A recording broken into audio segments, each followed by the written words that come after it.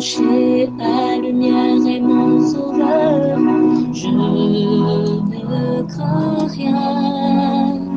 Il est mon rempart et mon ferme soutien. De qui pourrais-je avoir peur? Shalom.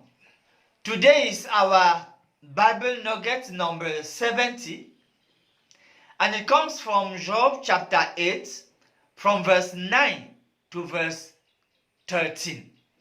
It is written, "For we were born only yesterday and know nothing, and our days on earth are but a shadow.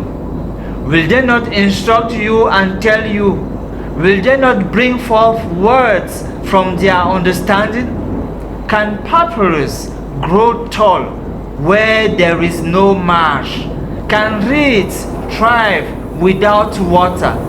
While still growing and uncut, they wither more quickly than grass. Such is the destiny of all who forget God. So perishes the hope of the godless."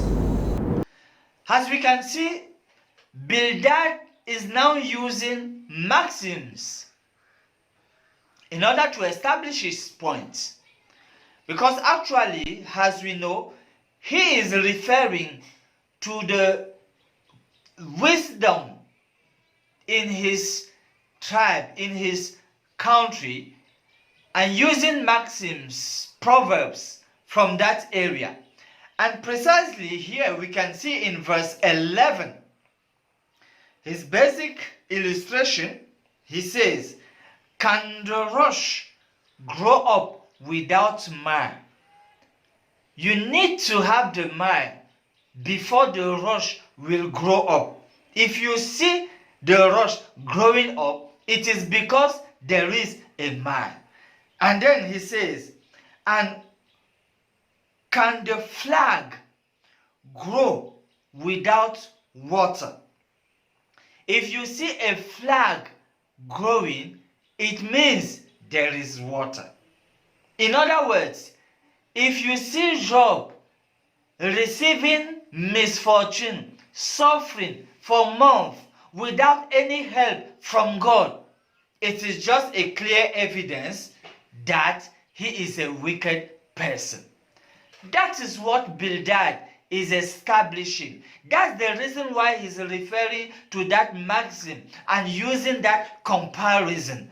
If you see the flag growing, it is because there is water. If you see Job reaping, receiving misfortune, as you see, it is because he is a wicked person. And you see that in our hospitals and in our neighborhood families, there are people who suffer preconceived ideas. If you see this person suffering with this, it is because of, then they will refer to kind of sins.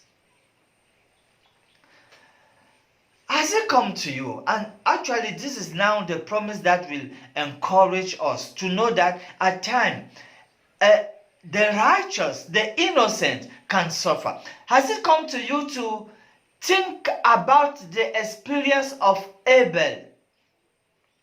Abel, who was killed by his brother Cain in the Garden of Eden.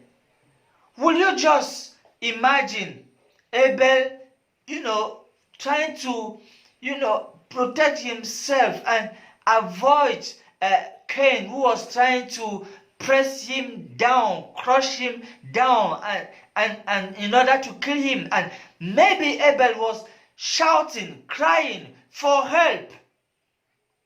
Because when you see death, when you realize that you will soon die, he was debating himself, doing everything possible.